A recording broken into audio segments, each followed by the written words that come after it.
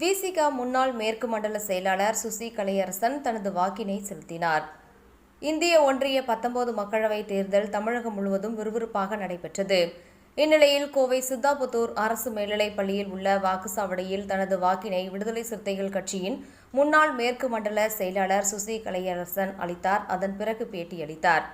இந்திய குடிமக்கள் முக்கிய கடமைகளில் ஒன்றான நமது வாக்குரிமையை அனைத்து மக்களும் பயன்படுத்தி தங்களுக்கு பிடித்த வேட்பாளருக்கு உங்களது வாக்குகளை செலுத்த வேண்டும் என கூறினார்.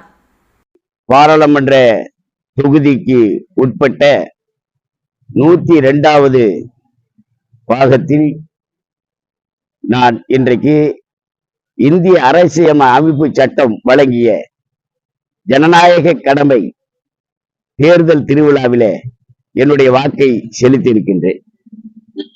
இந்த வாக்கு என்பது ஒரு காலத்தில் படித்தவருக்கும் பணக்காரர்கள் சொத்துள்ளவர்களுக்குமே வழங்கப்பட்டது.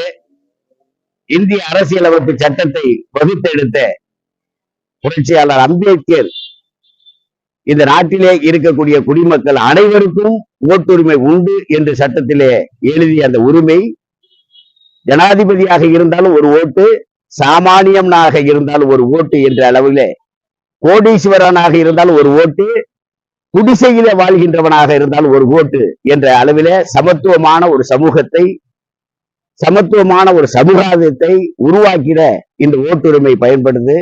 அந்த அளவிலே தான் இன்றைக்கு இந்திய நாட்டுடைய ஜனநாயகத்தை காப்பாற்றுவதற்காக இந்த ஓட்டுரிமையை பயன்படுத்தி நான் வாக்கு செலுத்தியிருக்கின்றேன். மக்கள், பொதுமக்கள் அனைவரும் 100க்கு 100% தங்களுடைய ஜனநாயக கடமையாக இருக்கக்கூடிய இந்த ஓட்டுரிமையை பயன்படுத்தி தாங்கள் விரும்பும் வேட்பாளர்களுக்கு ஓட்டளிக்க வேண்டுகின்றேன். ஜனநாயகம் காப்பாற்றப்பட வேண்டும் என்று சொன்னால் நீங்கள் அனைவரும் இந்த ஜனநாயக கடமையை ஆற்ற வேண்டும்.